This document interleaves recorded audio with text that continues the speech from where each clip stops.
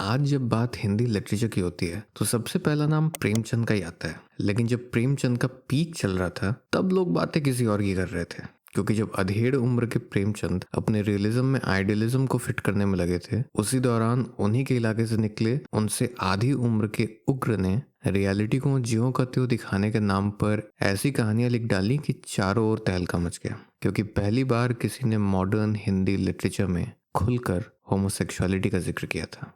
ऐसा नहीं है कि उग्र से पहले इंडिया में किसी ने होमोसेक्सुअलिटी पर बात ही नहीं किया, चाहे वो एंशियंट लिटरेचर हो या मिडीवल, संस्कृत हिंदी बांग्ला हो या टर्किश पर्शियन उर्दू। होमोसेक्सुअलिटी को लेकर इंडियन लिटरेचर में हमेशा से ही एक ओपननेस रहा है, लेकिन कॉलोनाइजेशन के बाद हम इस ओपननेस से एम्बैरेस्ड होने लगे। क्योंकि जब अंग्रेज दुनिया भर में घूम घूम कर अपनी कॉलोनीज बना रहे थे, उस दौरान अपनी इंपीरियलिस्ट ऑब्जेक्टिव्स को अचीव करने के लिए उनका मर्दानगी पर काफी जोर था। So anyone who didn't fit in the British image of a man was unmanly, and their unmanliness gave the macho British men the right to colonize them to make a better man out of them. इसलिए हर वो चीज़ जो Indian मर्दों को अंग्रेज़ों से अलग करती थी वो नामर्दगी की निशानी बन गई। जैसे कि हमारा छोटा शरीर और उसका काला रंग, हमारा धोती पहनना जो कि अंग्रेज़ों के मुताबिक औरतों के ड्रेस जैसा था, इसके अलावा चावल खाना भी क्योंकि वो ईजिली ऑब्टेनेबल था कंपेयर टू व्हीट। इनफैक्ट अंग्रेज़ों के मुताबिक इंडिया का हॉट एंड ह्यूमिड क्लाइमेट भी नामर्दगी का एक कारण था।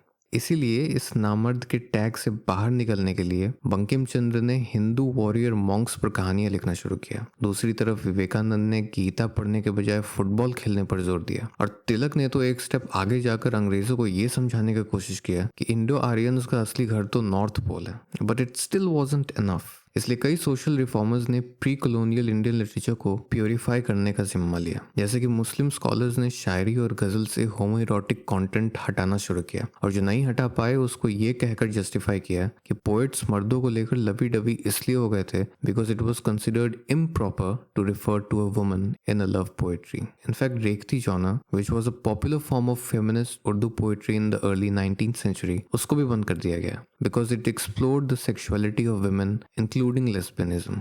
ऐसा ही प्योरिफिकेशन कैंपेन हिंदी लिटरेचर में भी चला। जैसे कि कामसूत्र के हिंदी ट्रांसलेशन में बताया गया कि बुक में जितने भी non conjugal and non vaginal activities का जिक्र किया गया है वो सिर्फ इसलिए कि यंगस्टर्स इन गलत हरकतों को पहचाने और इनसे दूर रहें। तभी इन सब प्योरिफिकेशन और जस्टिफिकेशन के दौरान ही इंग्लैंड में पॉपुलर पोएट और प्ले राइट ऑस्कर वाइल्ड को होमोसेक्सुअल एक्टिविटीज के लिए जेल हो गया। So by the 20th century, homosexuality became an unspeakable thing and any discussion around it was silenced. इसलिए 1924 में जब उग्र की शॉर्ट स्टोरी ने इस साइलेंस को तोड़ दिया तो इट वॉज वेरी स्कैंडलस।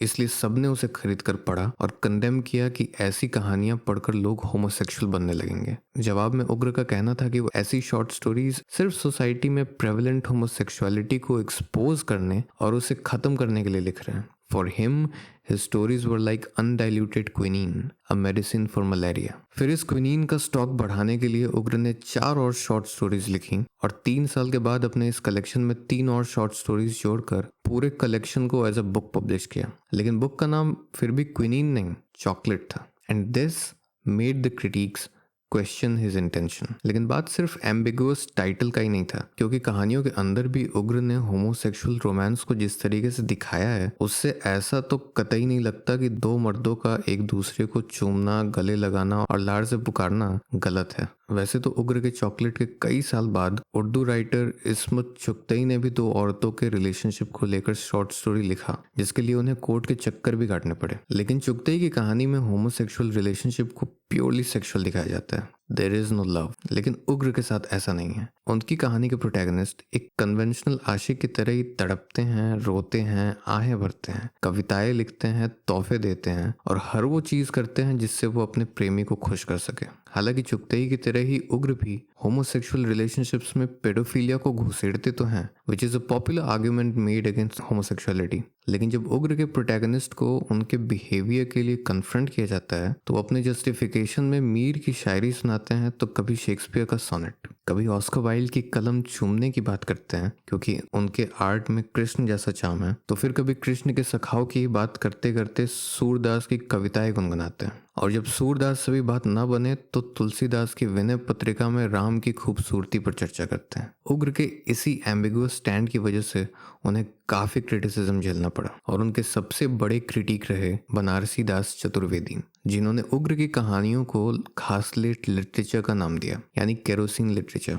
क्योंकि चतुर्वेदी का मानना था कि चॉकलेट जैसी ऑब्सीन कहानियां समाज को सिर्फ बिगाड़ती हैं। There is absolutely nothing good about them. इसलिए पूरे 2 साल तक चतुर्वेदी ने अपने मैगजीन में घासलेट लिटरेचर के अगेंस्ट 30 से ज्यादा आर्टिकल्स लिखे और ना जाने कितने लेटर्स, जिसमें से एक लेटर उन्होंने अपने BFF और उस दौर के सबसे बड़े इन्फ्लुएंसर गांधी को भेजा। चतुर्वेदी के क्रिटिसिज्म को गांधी ने अपने मैगजीन में छाप तो दिया, लेकिन बाद में जब उन्होंने चॉकलेट को खुद पढ़ा तो उन्हें वो इतना भी बुरा नहीं लगा जितना चतुर्वेदी उन्हें बता रहे थे, क्योंकि गांधी के मुताबिक उग्र का एम प्योर था, to arouse disgust at unnatural behaviour.